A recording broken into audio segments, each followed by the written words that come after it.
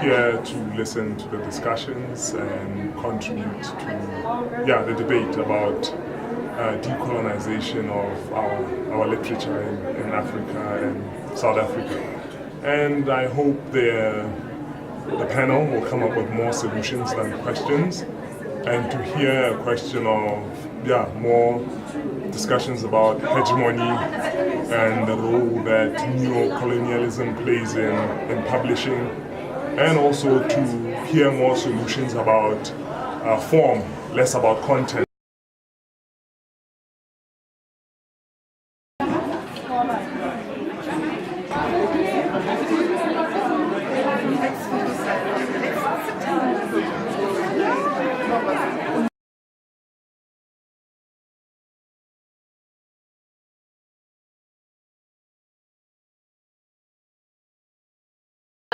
To this event with a very complicated name. I had about 2 people on Twitter asking what decolonizing editing even means.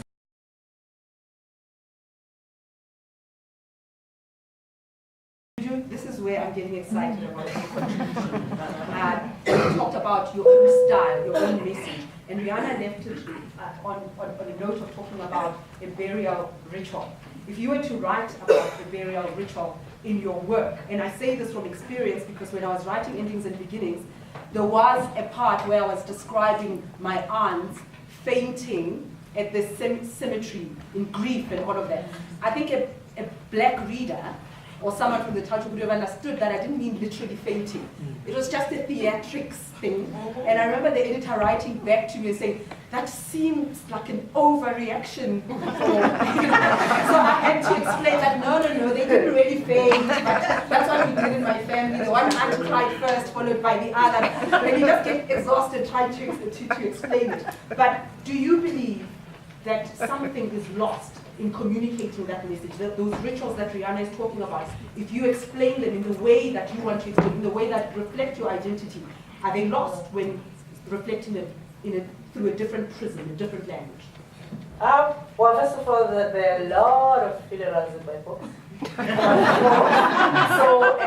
I do describe them as they are. There's an aunt who wants to jump into the grave, and I think that's also because I had that freedom. I could decide what I want to write about and how I want to. I came here tonight, I can tell you it's so exciting to see a room full of people to talk about publishing and editing. I don't think we see that often enough.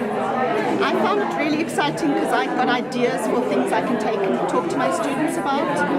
And one of the points that came out most strongly for me was the idea of how can I tell my students who then become editors and publishers to see authors as themselves and to respect them and respect their voices. That's what I found really compelling. Speaking of decolonizing, we are actually talking about so many different levels of language, of context, of points of reference, and we only touched, I think we only barely scratched the surface today.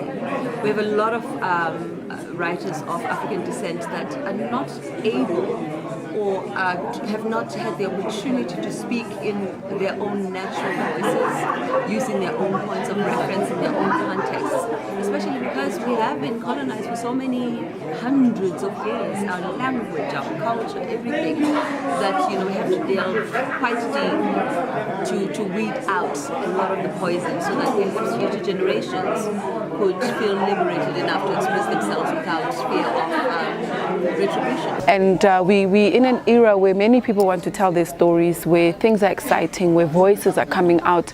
Not that the voices have not been there, but they've been suppressed and they're coming out.